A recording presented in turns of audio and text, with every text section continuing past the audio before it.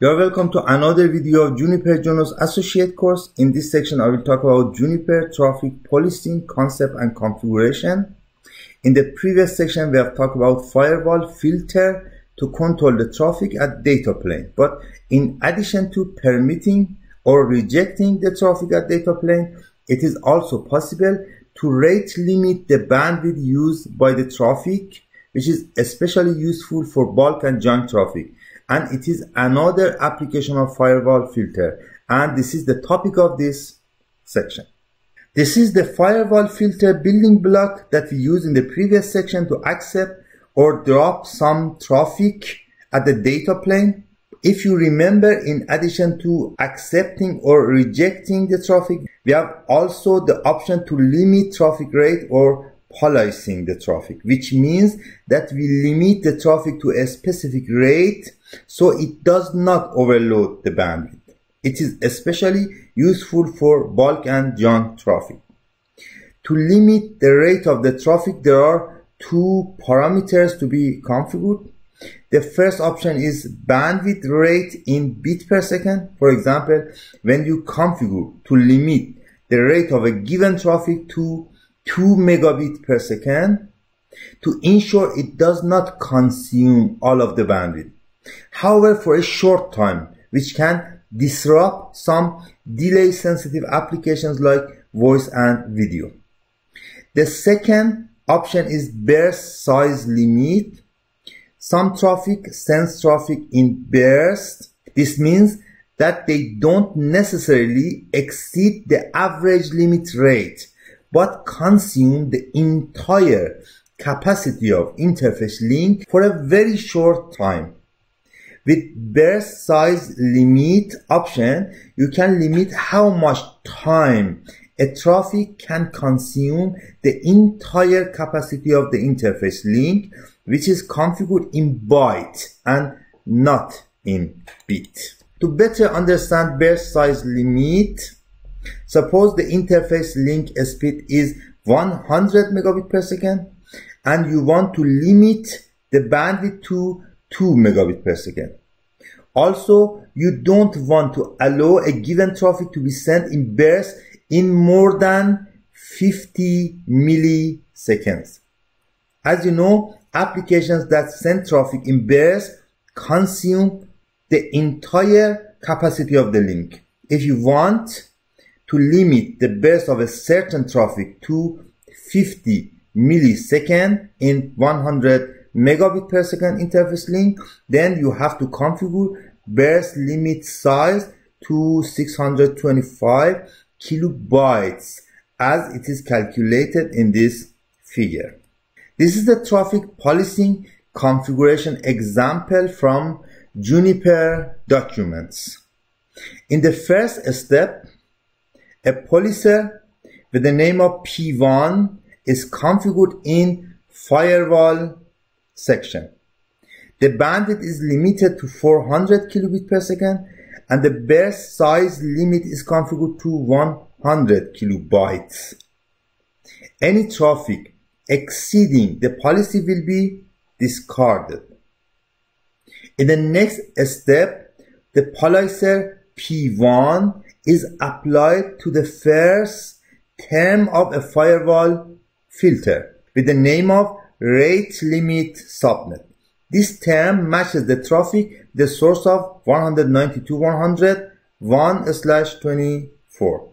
In other words, in this example, the traffic rate with the source of 192.101/24 is limited to 400 kilobit per second. And if it exceeds the policy, extra traffic will be dropped. The second term permits any other traffic. If you remember, by default, all traffic are discarded by Firewall Filter if they don't match any terms. So this rule helps other traffic not to be discarded. Now we will implement a simple traffic policing in virtual SRX devices. This is the topology that we are going to apply the traffic policing. There are two virtual SRX devices connected to each other through Giga Ethernet 000 with the IP address subnet 10.10.10/24. Each virtual SRX device has a loopback interface. Loopback interface connected to virtual SRX1 has the IP address of 172.16.1.1, and the loopback interface connected to virtual SRX2 has the IP address of 172.16.2.1. Routing between these two devices is already configured in previous sections, and loopback interfaces are now reachable over the link connecting two virtual SRX devices to each other. In this example, we want to configure a very simple traffic policing to limit the rate of ICMP traffic from the source 172.16.1.1 to the destination 172.16.1.2 to 200 kilobit per second, and all other traffic will be permitted. We write the traffic policing in virtual SRX2 and apply it to Giga Ethernet 000 interface and an incoming direction. As you noticed, this example is exactly the same as the previous example. The only difference is that instead of discarding traffic in the first rule, we are going to limit the rate of the traffic. This is the configuration that I have already prepared to configure in virtual SRX 2. At first, we configure a policer with the name of P1 to limit the rate of traffic to 200 kilobit per second and also limit the burst size to 100 kilobytes. Any traffic that exceeded this policy will be discarded. Then we configure a filter with the name of filter 2.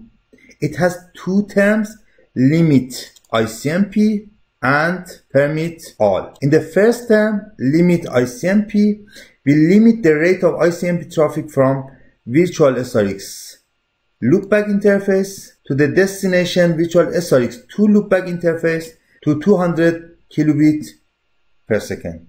In the second term, permit all, we permit every other traffic without manipulation. The firewall filter 2 is applied in the incoming direction of interface Giga Ethernet 000, interface Giga Ethernet 000, and in the incoming direction.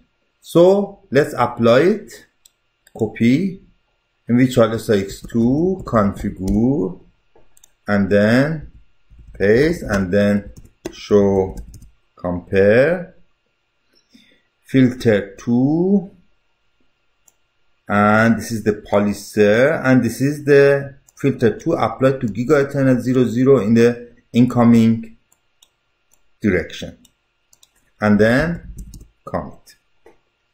After applying the configuration, to see the result of the configuration, we send ping traffic from virtual SRX1 loopback interface to the virtual SRX2 loopback interface.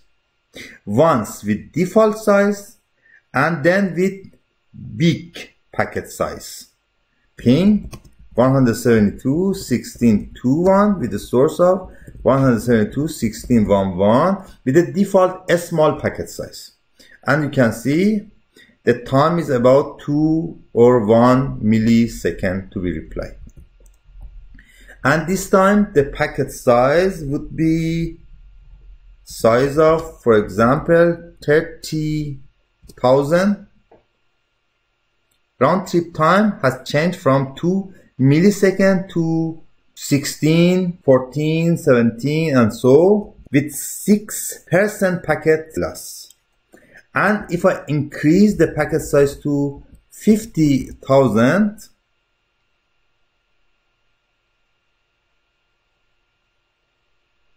as you can see, round trip time increased, and the packet loss is also increased from 6% to 76% packet loss, which means that the policer is working correctly. As you have seen, as we increase the size of ping packets, response time will be increased until the extra traffic are discarded.